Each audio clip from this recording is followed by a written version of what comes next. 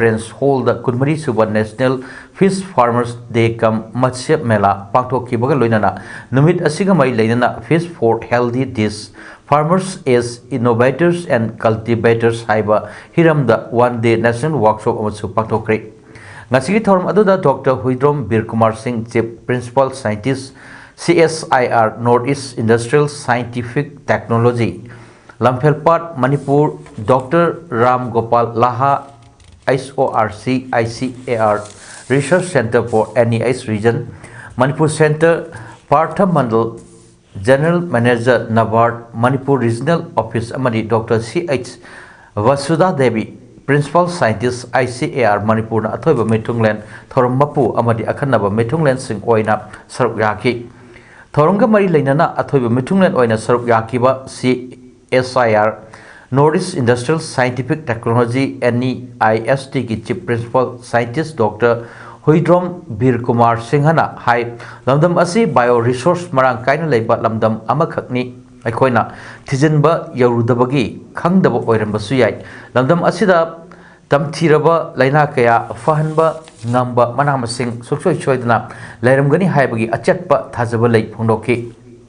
makna makatan hai lamdam asigi ngami sing scientist makhal amani adubu makhoi gi oiba khudong chadaba kaya thengnarakpa matamda aikoi gi leiriba scientist sing da pau pibiu khudong chadaba sing adu koknanaba hotaminasi hauji aikoi gi marang kaina leiriba bioresource asina lamdam asigi oiba ngagi machinjak puthokpada hotnasi masigi damak CSIR dagisu funding gi khudong chaba kaya leiriba asi launanaba hotnasi iramdam gi oiba ngagi machinjak ama puthoknaba leiriba stakeholders sing ngami sing yauna aikoi punna khangminasi masigi lambi puthokjage haiki technical session da scientist singna tongan bahiramda wangang kibaga loinana thorom aduda ngami taretta nga fajana puthokpagi damak pawning thawatladuna award sing khusinaki amadi farm tawbada changba polam sing su yathokhibaga loinana publication amasu phongki KUKI lal hoba ahum fa ki bagi mayokta kakpokpi SP ki office da masing yamlaba miyamna thomjin kre haiba thodok asi garang numudang Committee on Tribal Unity kotubu sogatpa miyam phajin kiba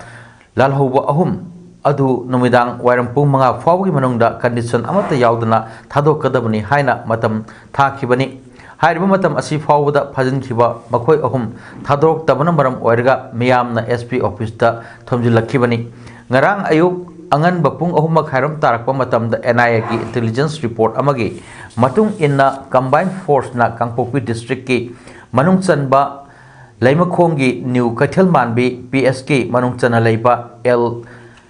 Hengjol village da chatakhiba operation da haiba mioi ahum adu khuchu khulai ga konana security singna khut thoknarba matung da phaba khibani hairiba thodo asigi pau phangnarakpadagi mafam adugi miyam horaktuna fakyu mioi ahum thadoknanaba khongjang changchinba horkibani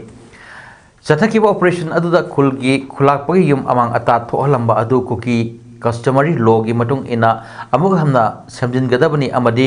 kheti puron pigedabani loinana state lengakna asokpa nupi manga layenggadabani haina demand tori masing yamlaba miyamna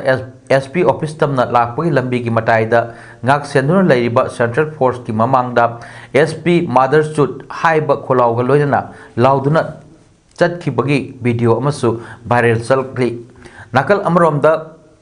hairiba khulai konana farba makoi ahum makha taba logi matung ina thabak lokhatnanaba phaгаtlaba khosu khulai singduga loinana police na NIA da sinakrabani adubu phajin khiba KUKI lal hoba ahum adu thadok kadabani haibagi demanda kotuna pung tarani thoigi Kangpokpi district general strike lauthokiba matung inna ayu angan badagi hauna lambi da achat awok sing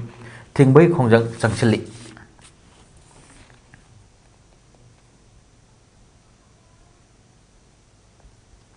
Security की अपन team अमना Kangpokpi district की मनुंग चना लेबा Kaithal मांबी police station न कोनबा हैंगजोल village तगे cookie जोगी में अहम फाजिन खिबा अदुबु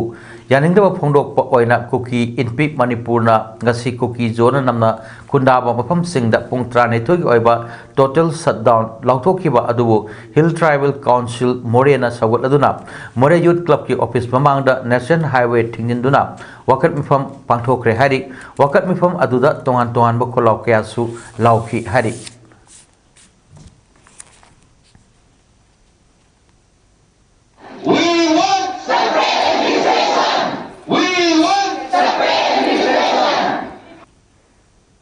राहुल गांधी ने लाकलंबा असि लेबा कायनर लाकपनि हाइना फोंदोकलिबा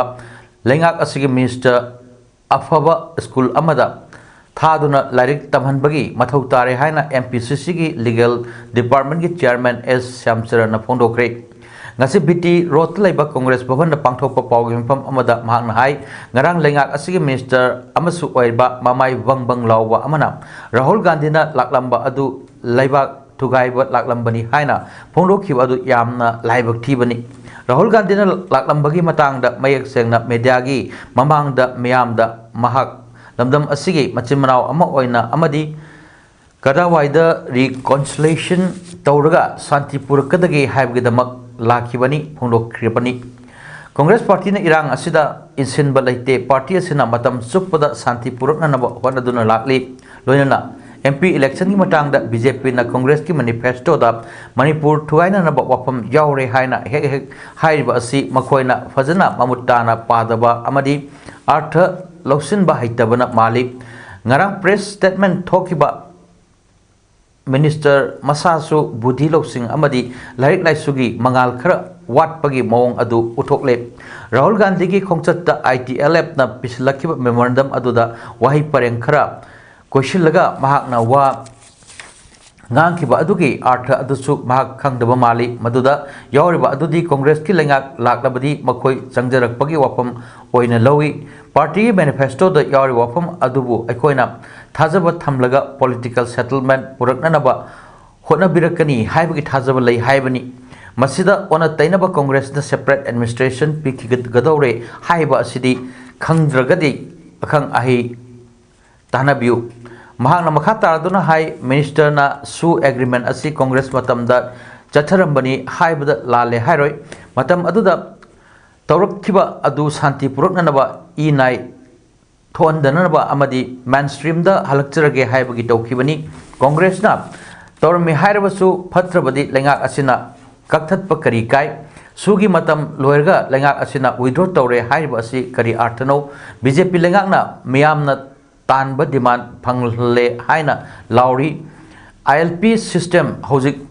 मया फेंगदब थांग अमगुमना कानाफम खंगदना तारग लेरी एनआरसी खुदोल पोट ओइना पीरे हाइना लाउरी कदाई द पीबगे लेंगाक असिगी चीफ मिनिस्टर एन बिरेम यामना फरमी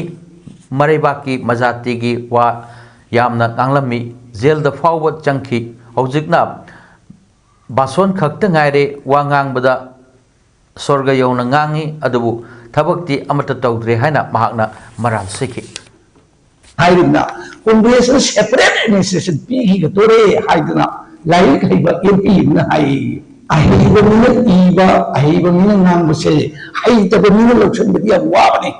हाइतबा मिना इरपा हाइतबा मिना नांगपदी अहिबा पावम सुतादा माना हाइसे सिनी मासे हाइजतदन चिथदन तौरिनी काइबसे इट्स अ जनरल कंसेप्शन निपुण खुदबन जानब वाफमनी no I am saying I तना हाइब नतेब अदु ओरगदी करी तोगता कांग्रेस पार्टी ना इबुमो सकनायबा इकाई खुनजिरब मंत्री से अफब स्कूल द लाइक तमंदे मथौ तारमा लाया बुद्धि लक्षण ज्ञान कर पीबगी मथौ तारे हाइबसे as a legal expert chairman MPCC की चेयरमैन मोइना आई रिक्वेस्ट तौजगे इबुमोदा ममन विभाग में तादना लैपाक से छंबगी मुहूर्त लैपाक से नाकी हाइबसे आई अपील तौजगे हियांगलम लमजाव लांगमैदोंग तेजपुर अमदी लाइमनायगी अकोइबदा लैबा लौपरी चाहुंगी मथक्ता इसिंग थोमजिनखिबदगी मफम अदु लैरिबा लौमिसिंग अवाब फिबम अमदा मायोकनारी angan phau ugadama mafam sing aduda ithei lokhong ningthina sembidabana phau kya ising manungda laikhre haina mafam adugi longmi elangbam bobona pongdrokli ngasi Kaching District United Clubs Organization na sinduna yanglamda pangthokhiba faugi mafam amada mafam asi phongdoklana bobona hai mafam asida leiba longmi sing aduki matik awaba kaya mayoknaduna lakli nong khara chubaga ising ichau thokpa nong tadaba matamdana ikang thoktuna lau panba ngamdaba lau pananaba honabada athapa mafamdagi ising singduna lau pananaba honari adubu nong khara hek tarakpada ising ichau thoktuna wana honajariba lohon kaya isingna thumjin khiba amadi lokpa yaraba phau kaya ising manungda laikibana awaba kaya mayoknariba asi koknanaba mafam aduda cheliba ithei lokhong sing ningthina tengbiduna lomi singna tengnariba awaba asi kohan biu haina suphongdokhi sendabam leite leiriba ithei lokhong jingji leidi lei adubu matik chana phatpidrabnina sengtokpidrabnina koi ising leitabo samanare haitare Nakalamromda Kaching District United Clubs Organization ki Secretary T Lucky Maitaina Fongdorokpada Hojik Mafam Asida Ising Ichaugi Awaba Lomi Singna Tengnariba Asi Kusemgi Ising Ichauni Mafam Asis Jeliba Ithei Lokong Sing Ningthina Sembidaba Asina Mafam Asigi Miyamna Ising Ichaugi Awaba Asi Mayoknabani Ithei Lokong Sing Matam Kuinadagi Sengdok Pidaba Amadi Matam Chana Laingakna Lokatpa Yaba Thabak Thorang Sing Lokattabana Nong Khara Tabaga Ising Ichau Thokliba Asi Thoktananaba Mari Lainaba Singna Ithei Lokong Sing Asi Ningthina Sengdokpiu haina su Mari Lainaba Singgi mafamda appeal thorli Vision ki darkar lairakpa aduna mari lainaba authority singna miyeng sangakadabadagi ngasi khusemi chaw si thokpani hojik longmi gi yamna luraba chiraba tanja ama haibadu oirabani lahon unba matam hentokpa yaba nate lowlingba matam hentokpa yaba nate har saiba matam hentokpa yaba nate hari samasya mayok naringai mathaksida hauji isao asina low lahon mayama mamang tahalle Aikogi pothok puthoktabe yade aikogi senmitlon leitaba yade haiba pandamda pambaina lusingba UNLF ki Department of Organization sinduna tha asigi taretagi numit marini supna cultivation for Sizophyllum commune kanglayan amasung Pleurotus mushroom haiba hiramda chatharakpa training program achi losin kre Thawal district ki ITV local leiba lup ase camp ta pangthokhiba training losin bagi thorom aduda Thawal UNLF ki district secretary liklangamba Fox Manipur ki president TH Manihar vice president BM Jaima Saha Manipur Women Federation ki president KH Sini secretary general Demom Takhel Mayum amadi mahila Mandal Langathel Kunogi President Senjam Santina Thoi Mitung Singh Oina Saruk Yaki Thorom Aduda Wangaladuna Fox ki President Maniharna Hai Matam Ama Ekoigi Ifaipu Singna Masagi Potok Marangkain Potok Tuna Mipal Tangdana Leramba Adu Ngasidi Miram ki Potok Pusilak Trabadi Hingbawabagi Pibamda Lakliba Asi Yaroi Ekoisu Ekoigi Potok Marangkain Potok Nan Potok Kadabani Haina Changchilak Liba UNLF ki Hongjang Asida Fox Sansu Mateng Pangani Adungai Chahi Taret Kuntakpa Matamdagi Hauraduna Ngasi Fawada Manipur gi Lusingba Kayana Pokchel Khochel Manadabana Manipuri Singna Tangka Kayada Oava Nangkiba Amadi Ngasi Fawada Mika Ponbagi Zaiteng Pangliba Asi Aikoi Kudingna Kangminasi Haibo Pam Kya Fongdoki Thorom Aduna Saruk Yakiba Federation of Civil Society Fox ki Secretary Angom Punil Kumar Nahai Numit Marini Chupna Pangthok Liba Training Asi Maru Oina Aikoi Lamdam Asigi Senthok Lejadraba Ima Ibel Singh Amadi Isil Naw Singda Tangai Fadana Chengum Amasung Kanglayan Thabagi Knowledge Adu Pirga Masamasagi Senthok Leiba Thabak Tawjaba Ngamnanaba Pandamda Pibani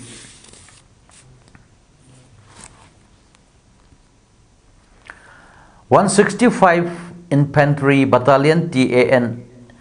Aisen Ais Assam Manipur Terrorist gi Sikoi Thawal Sinduna Fighting Drugs Addiction by Constructive Engagement of Youth Haibasida Nomugi Oiba Mahiroi Singa Interaction ki program ama ngasi Thawal Tomjingda Leiba Infantry Battalion asigi Sikoi Camp ta pangthokre Interaction ki thoram aduda company commander Major Devankarna tunggi yumbi ogadoriba inkhalakliba nahasingna mayai kab sinjak singdagi sinjak sing ipak ta tadranaba makoina kari karamba thauranga kari karam tawraga luching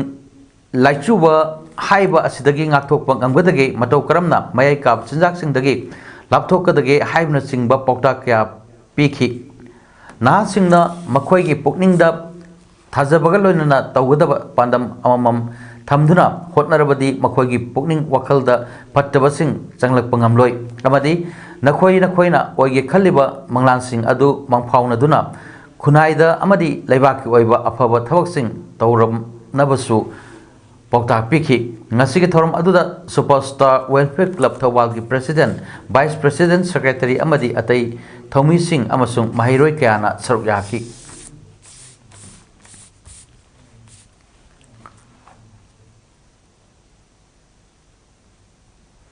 Dhanamanjuri University ki hauzik laiba issue asing athuba matamda mari leinaba singna losindrabadi makhal makha kya gi khongjang changsil lagani haina mahiroi lup taruk ki maikeidagi phangdurokli ngasi kwakaithil laiba AIMS ki office ta pangthokhiba pawgi mpham amada wafam asi AIMS ki president oinam nikasana phangdokladuna hai Dhanamanjuri University asi Manipur State Assembly na 2017 da bill oina pass tawduna sahi Asimaktada the Dhanamanjuri University Act 2017 oina semduna University asi linkalakibani state asi college education asi matamga chunanaba thakta mapung fana semgatpa ngamdri adubu DM College of Science Arts Commerce LMS Law College amadi GP Women College sing asi state asi college education da achawa thorang lobut natana ngalingai matamdagi Thangnaba state singda collegiate education gi pukning sengsinba ngamba college sing oiram libani university asi linkhalaba matung haiba college sing asi university asi gi constituent college oina leikraba matungda college sing asi ngasidi khudong thiningai oiba film amada leire india pumbagi oina tongan ba subject singda PG tambagi process asi mapung oina NTA na lauba CUET Common University Entrance Test pangthoktuna masidagi admission process tawba honakre state asigi chu Central University oikraba Manipur University na session 2024-25 ki admission process ka mari leinana tha asigi tara fawda admission loisinanaba Manipur University na notice thokibasu laikre adubu DM University ki makhada leiba college singda 6th semester tamliba mahiroi singna PG tamnanabgidaba NTA na loba quet entrance tharabasu tongan ba university singda PG tamnanaba verification da UG loire haibagi document sing puthokpa ngam loidabana PG tamba phangloidabagi fibam da leire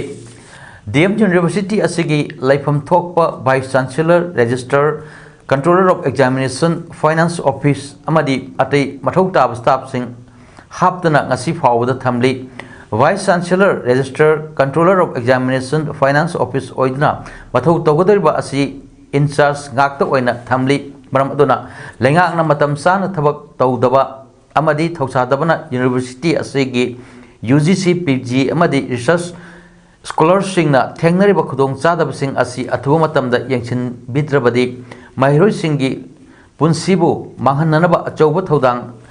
Lawriba singi mathakta akan bakhongjang changsilagani haina su phongdokki University amoina akhoi DM University asida akhoi regular BC leitaba adagi registrar leitaba controller of examination adagi finance officer loinana akhoi ate mari leinaba hadi university amoina leibam tokpa staff sing matik sana leitaba asigum thawung sing asijina akhoi in charge ngaktana chalaiba asigum thawung sing asina akoi hariba thongdoksing asi tholakpani mairojingi punsi mangnanaba amadi sahi mangnanaba asumi paingai ureba thongdoksing asa charangnaba se tholakpani haina lojai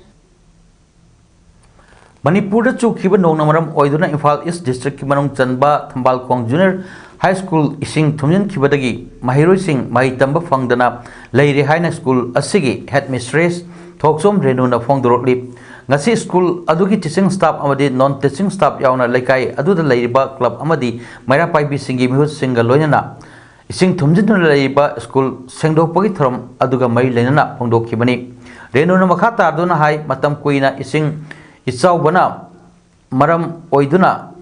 महै Loisang कया school सुटी थादोक्तुना लैरुरबा मतुंग ngarangdagi howduna manipurda leiba mahai loisang sing mahai masing tamba howkrabasu school asidi howbungamdana leiri ising thumjinduna leiruba school asigi phibam hojik fawba nikhina ising kangba ngamdana leiri masida natana school asigi fencing pumba ising thumjin thibana amang ata thohle school asigi mahairoi singi khanduna school asida thabak tawriba staff sing amadi laikai gi miyoi singa punduna school asibu mahi tamba haunana bakan honari amadi hauji mahi tamba phangdana leriba school asigi awaba asi mari lenaba singna athuba matamda yaction bidna mahiroi singbu mahi tamba phanghan biu hainasu mari lenaba singda appeal torli Manipur State Livelihood Mission gi makhada Khorifaba village level Federation Irangbam Village Nambol City Block Bishnupur District is self-help group singda Community Investment Fund CIF yathoppagi thorom ama Khorifaba Village Level Federation asinduna Irangbam Kangjaibung Community Hall da ngasi pangthokre thorom duda Pradhan Irangbam Gopen Ward Member Thingbaijam Jamuna President Thingbaijam Robita Khorifaba Cluster Coordinator Loitongbam Lansenba Central Club ki President Irangbam Premna athoi mithunglen sing oina saruk yaki thoramduda Khorifaba Village Level Federation gi makhada leiba self help group taranitoi da investment fund gi sefam sing yanthoki Khorifaba BLP gi secretary Sanazam Ranjita na pongdor kibda 2023 gi March kulumdoi da khungang gi senthok watlaba nupi singbu hingbagi thak wanghat pada mateng oinanabagi damakta Khorifaba BLP asi semkhibani BLP asina Irangbam khulgi senthok watlaba imung kharadasu angamba mateng pangkhre makhata nasu mateng pinanaba pandam thamli ngasi yanthokadoriba CIF fund asi maram sana sinnaduna sermitlon chawkhatnanaba hotnaminarsi haiki TSDN agency na landam asira leiba chotharaba miyam ge waba kaya da mateng pangduna lakpagi saruk ama oina handakta Imphal Tural gi torban karekpadagi thokiba ichauda ka hena sohanduna awaba taraba sinjamai oinam thingeldagi Waikhom Rita amadi laikai gi awabada TSDN agency Imphal gi managing director Pokrambam Dipuna mateng pangkhre sinjamai oinam thingelda leiba aikhoi gi club na sinduna ichauna soan laba singi leifam sinduna oinam thingel community hall da hangba flood relief camp da ngasi mafam adugi awawa taraba singi amadi handaki ichauda ka hena yum yauna imungi polam khudingmak sentha khraba Waikhom Ritana TSDN gi maikaidagi cylinder yauna sakthong gas set ani alu seng acha thau yauna club ki matenga loinana agency asigi managing director Pokrambam Dipuna khusinaki ngasigi tengmang polam khusinaki baga mari leinana aikhogi club member amasu oiriba Khomdram Berorana ngasi asuk waraba tanpham asida TSDN agency Chimairong gi managing director Pokrambam Dipuna masagi maranai pocket tagi senpham puthokduna waba taraba imung singda mateng panglambasi club asigi maikaidagi thagatli asumna awaba taraba matamda kathokpa asidagi henna chawba laman leite haina haiki amaromda ngasigi tengbang polam khusinna kibaga mari leinana ichawna mayum makai loina chenthakraba Waikhom Ritana mahaki war matam asida TSDN agency asigi managing director na angamba mateng khra tawbirambasi haina leitana thagatli tungda mahakna torokpa thabak thorom khudingmakta mai pakpo oirasunu haiba wafamsu thamlakhi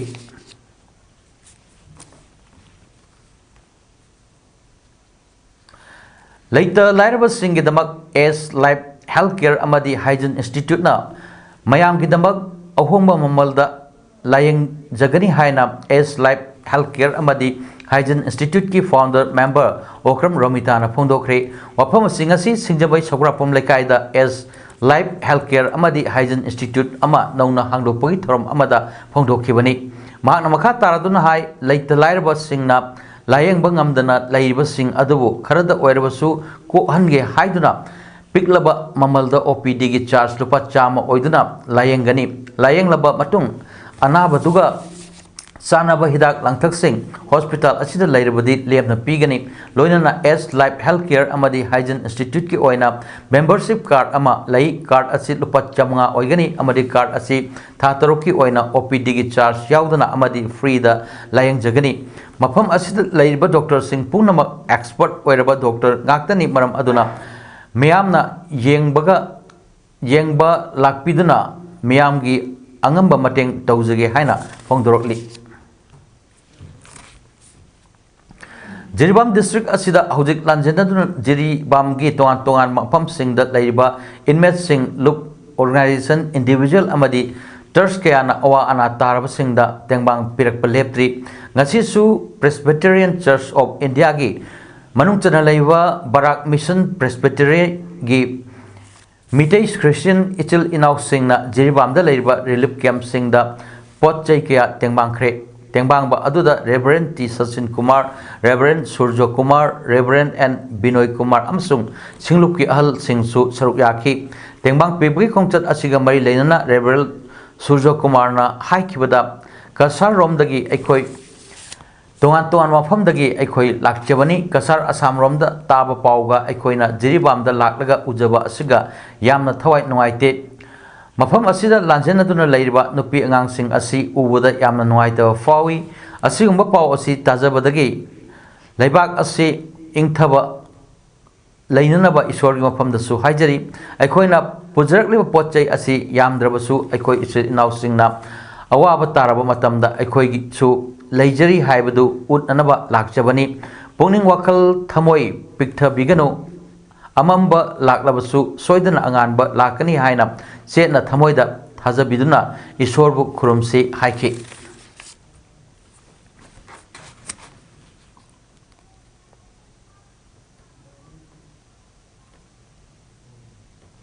मपोक Namit IFFI ख्रे इरेचा सिंगिदब कथोकलब इ हाइबा वखलोंदा Bishnupur district की मनुंगचनबा टौबुल मयाय लेकायदगी Thokchom प्रभुनानंद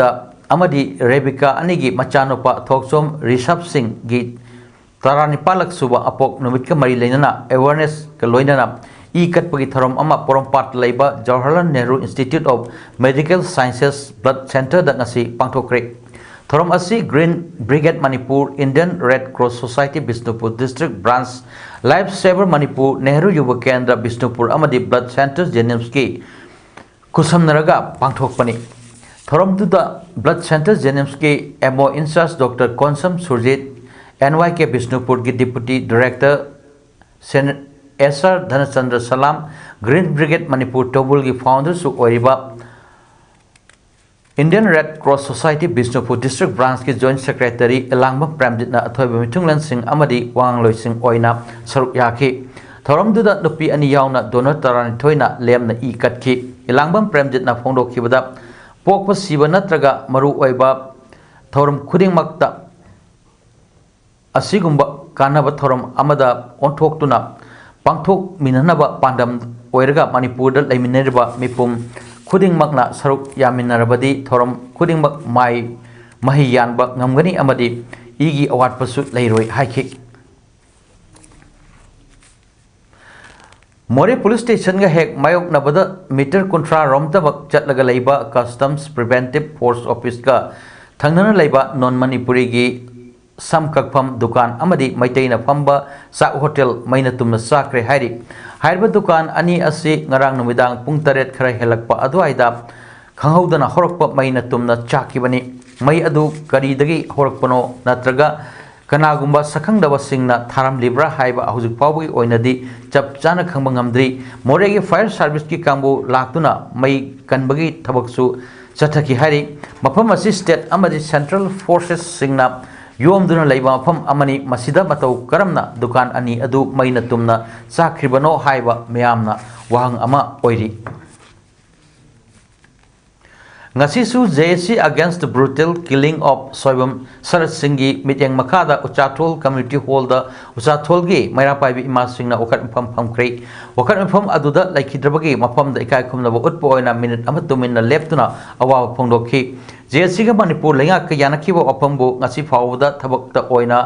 onthorok mayokta che sina mamang tha June gi tang kuntaret tagi jiribang gi tongan tongan ba lekai kuding da wakat mifam phamduna lakhiba adu makha chatharak ba oina ngasi usa tholgi ima singna wakat mifam asi pham khibani wakat mifam aduda soibam Sarat Kumar gi mihat pa khudakta phagadabani yelomi singda singnarakpa lemna tharoi narco terrorist maru phangna muthatkadabani kuki refugee sing manipur da leiba yaroi manipur gi saktam kaiba yaroi manipur imana yai phari haiba kholau kaya su lauki ngasi pangthokiba wakat mifam asida saruk yakiba JSC gi advisor Ice Dhoni maitaina haikibada mamang tha June gi tang tarukta soibam Sarat Kumar bo mar kuki singna mihat thina hatok amba matung jiribam da laiba CSO mayam punduna June gi tang tareta JSC against the brutal killing of soibam Sarat Singh kauba JSC am semki matung June gi tang mapanda jiribam gi police guest house da jiribam DC SP Tamelong SP amadi higher authorities sing yauna JSC ga yanaba purakhi mihat asida chenaba mioi adu chayol ani fawbada faduna ain gi oiba cherak pigani haiduna yanakiba adu thabakta oina pangthok tabagitaki June gi tang kontre tagi hauduna wakat mifam asi ngasi fawba pangthok tuna lakpani ngasi ga thana tarani thoirak suba wakat mifam asi fawbada lengak na JSC ga yanakiwa warep adu thabak oina tawbidre aduga ngasi asina wakat mifam pambasu loichile masi fawba tarak tabana maram oirga makha taba khongjang sangsin nanaba athubada laukthot lagani haina hongdokhi yamba hongjang kaya lepa leitana sangsilakhi gani haina ahan bada thamjage ahan be step si asimak ni haibadi ngamdri maram de akoi JSC gi oiba akoi gi ngasi wakat me phangbe aroi ban me se ngasi mak JSC gi oiba me phamma akoi phamgini akoi gi khanan nei reba matungda akoi na karam be step hana lokhat chige haibadu phamina reba matungda khangani Pangai the Labor Saraswati Institute of Management and Paramedical Sciences College da Makal Kyagi demand lakpa amari college asigi chairman da fawa kanghan bat torok pabu yaning da fonglok tuna college asigi mahiroi amadi oza singna wakan pham kre mefam aduga mari leinana college aduga administrative officer moirangtem Monica na phongdorok pada college asi 2016 dagi hauduna ngasi fawda forensic science radiology imaging technology medical laboratory technology PhD nursing DPharm operation theater technology asina singba lam singda ngasi fawda pham mapal lam da chatuna tamba ngamdaba mahiroi kaya ama iramda Manipur da leiduna tambagi khudong sawa piduna lakli adabu haukiba chahidagi horakhiba irang amadi isauna maram oirga relief camp singda changjafam lawdun leiba mahiroi sing amadi sufam nompham khangraba imung man kayagi mahiroi kyasu fees matam chana piraktana maram oiraga administration da khudong chadaba kaya mayok naringai matam asida asigumba sel gi demand amadi kian khanghanba tawrakpa asina oja sing amadi mahiroi singda mipai hali haina phongdokhi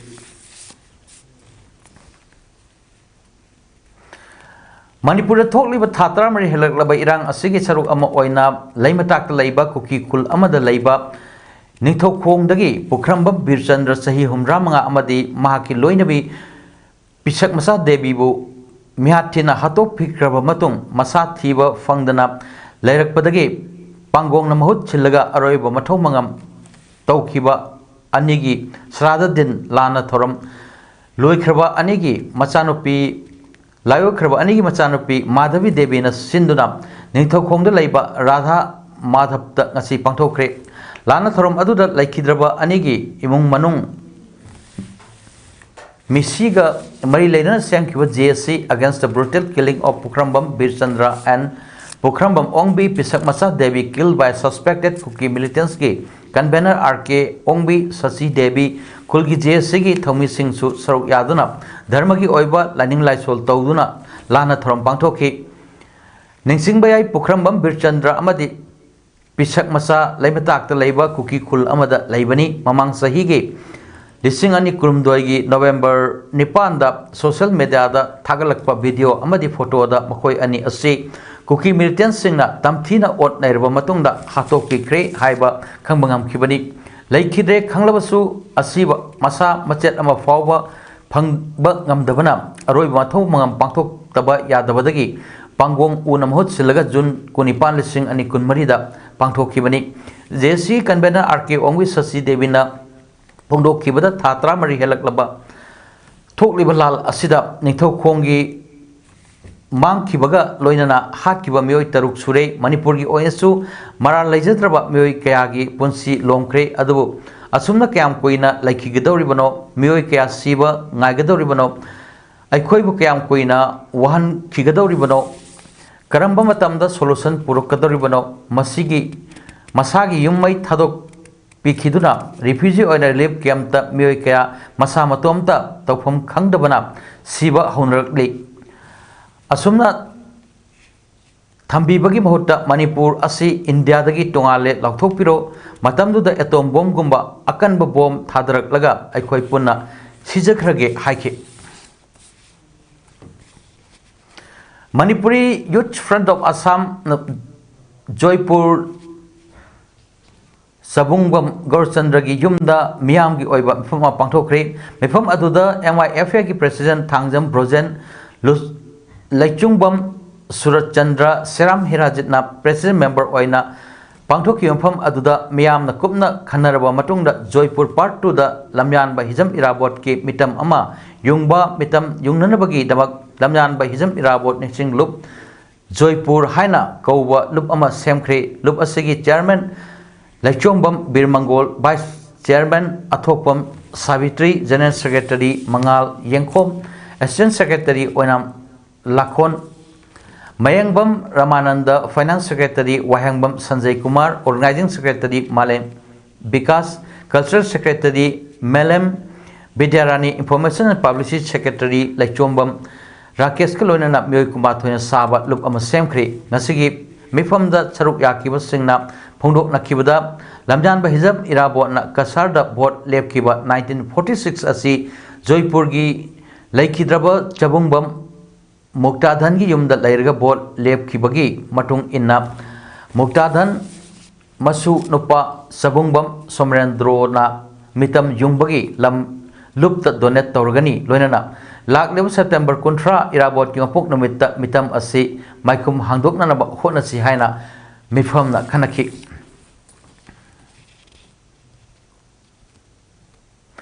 Jammu and Kashmir gi Kathua district terrorist singna ambush tawduna lanmi gi mioi manga hatpagi thoduk chenabani haiba gamari leinana mioi kunmari wahang pawhong gidamak phajin kre nongkana churabasu soklaba sing umangda thibagi thabak kan chathari Kathua Udhampur amasung Badarwad gi mafam singda thibagi thabak chathari hari official singna makhatan haikibada Doda district asu thibagi thabak chathabada security forces amadi terrorist singi marakta akan menomoi kamnaki samba manja court amasung suran court ki mafam singdasu nongna operation chathakre nitau kaba namitta Kathua district headquarter dagi kilometer chama ga yankairom lapa masjidi kindi malhar mountainous road ta petrol party amada ambush chathakibani thodok aduda army personnel manga siki kaya amana soki terrorist tagi ngakthok tanaba village defense group semba mathau tare khulai piraga training tawbiro haina miyamna government ta hajarakre mafam aduda laiba muslim amadi hindu singna peace pami mafam adudagi terrorist sing takthok khibada security force singda mateng pangnanaba sem saduna lei haina su miyamna phongdoki Sahid Ahmed Kawa mioi amana haikibada aikhoigi lanmi sikibada aikhoi kapki matungda asigumba thodok thoaningde haiki Aroibada Maroepo Amuhanna Kunmari Suba National Fish Farmers Kam Matsya Mela Pangtokre Kuki Kulai Faiba Ahum Paki Bagi Mayokta Kangpopi Amasung Moria National Highway Sing Tingjinduna Wakat Kongjang Changsin Kre Hyanglam Lamjau Lamaidong Tezpur Amadi Laimanagi Akoibada Laiba Lopari Chahum Hanba da Isingna Thomjin Kre Loinana Jammu and Kashmir da ambush tawduna lanmi manga hatpada chenabani haiba mioi kunmari wahang pohong nabagidama police na fajen kre